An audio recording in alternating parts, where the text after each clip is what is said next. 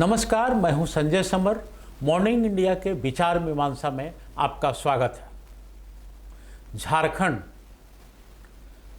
15 नवंबर 2000 को बने झारखंड से लोगों को बहुत आस थी। ये ख्याल था कि अब अपने बच्चे यहाँ के शासन सत्ता में रहेंगे और अपने ही लोगों को सारी सुविधाएं मिलेगी और ये झारखंड हमारा आगे बढ़ेगा।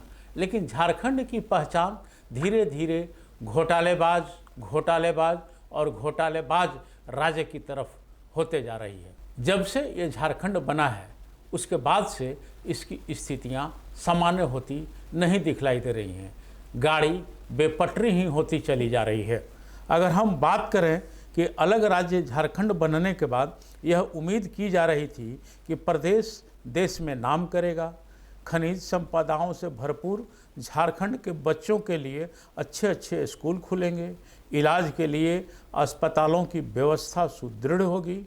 लेकिन राज्य बनने के बाद घोटालों का सिलसिला जो जारी हुआ अभी तक रुकने का नाम नहीं ले रहा है। हाल के दिनों में ट्रेजरी घोटाला, वन घोटाला, नियुक्ति घोटाला चर्चा का विषय बना हुआ है। बोकारो के तुतुलिया मौजा की 103 एकड़ जमीन का घोटाला पूरी तरह से प्रशासनिक लापरवाही और कागजी जालसाजी है। यह एक संगठित आर्थिक अपराध है। जांच के क्रम में पाया गया है कि सेल कंपनी के जरिए सरकारी जमीन को नकली दस्तावेज तैयार कर बेचा गया है।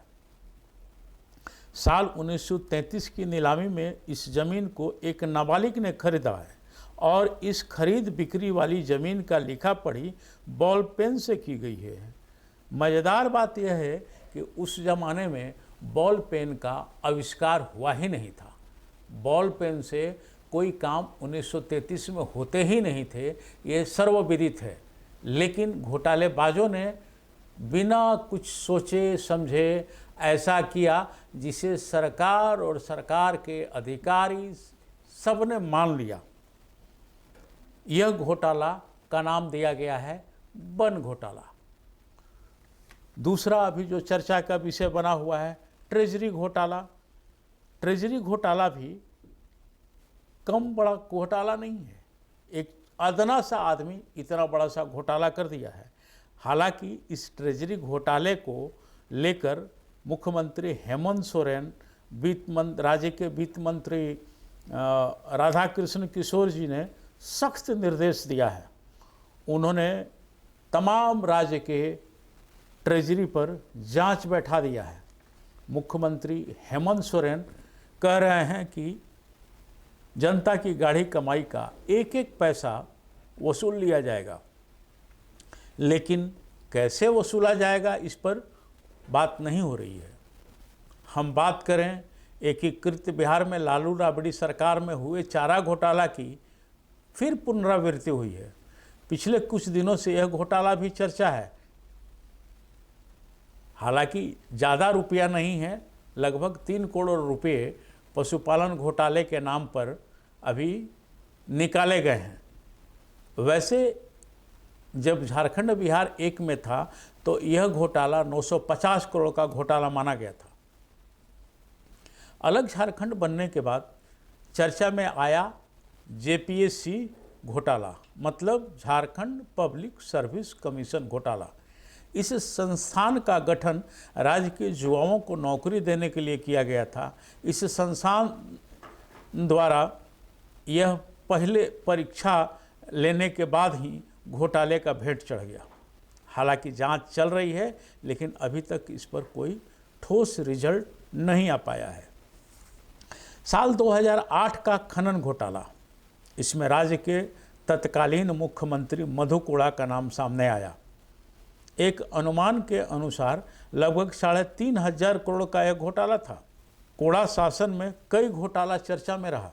अलग राज्य कोड़ा मंत्रिमंडल में शामिल भानु प्रताप शाही दवा घोटाला का आरोप है। ईडी ने आय से अधिक संपत्ति मामले में इनकी कई जमीनों को जब्त किया है। कोड़ा मंत्रिमंडल में ही शामिल भानु प्रताप शाही और मधु कोड़ा अभी भारतीय जनता पार्टी में हैं। कोड़ा सरकार में मंत्री रहे एनोस एक्का, कमलेश सिंह, चंद्रप्रकाश चौधरी, हरिनारायण राय पर भी घोटाला करने का आरोप है और इनकी गिरफ्तारी भी हुई है। अब हम बात करें मनरेगा घोटाला की। मनरेगा मतलब महात्मा गांधी राष्ट्रीय ग्रामीण रोजगार गारंटी अधिनियम। इस योजना के तहत लोगों को काम देने की बात हुई थी, काम के बदले पैसों की बात थी। लेकिन इस घोटाले में आईएएस पूजा सिंघल सहित कई की गिरफ्तारी हुई। आज पूजा सिंघल जेल के बाहर हैं और झारखंड सरकार के एक महती विभाग की सचिव भी हैं। मनरेगा विभाग में राज्य के पलामू, चतरा और खूंटी में बड़े पैमाने पर अनियमितता पाई गई। फर्जी जॉब कार्ड और मजदूरी में गड़बड़ी का भ्रष्टाचार देखा गया। शराब घोटाला भी झारखंड का सबसे चर्चित घोटाला में है। इसमें आईएएस विनय चौबे को झारखंड सरकार की एसीबी ने गिरफ्तार किया है। विनय चौबे अभी जेल में है। इसमें शराब का लाइसेंस और ठेका देने में गड़बड़ी सामने आई, जिससे प्रदेश के राजस्व को भारी नुकसान हुआ।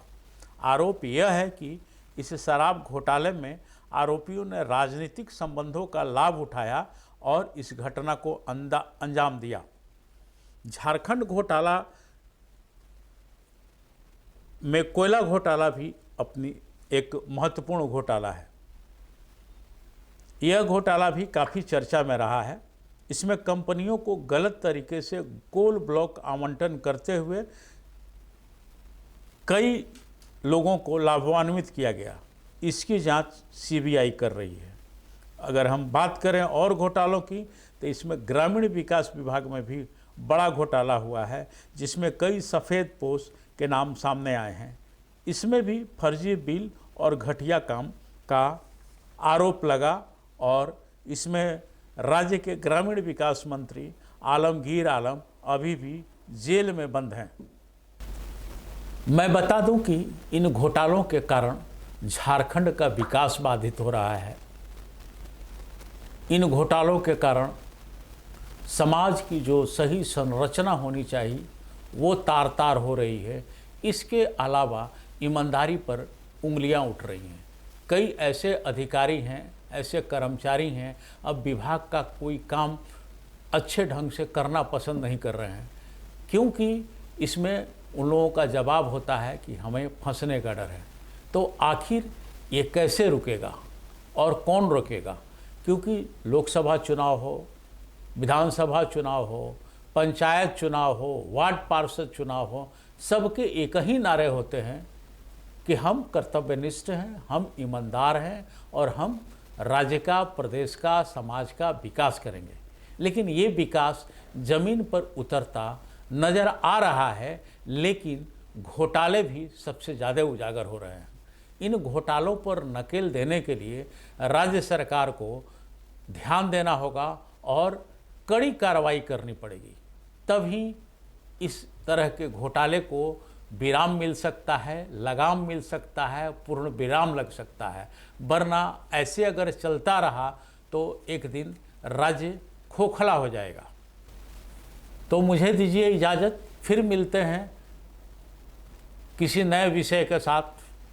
नमस्कार।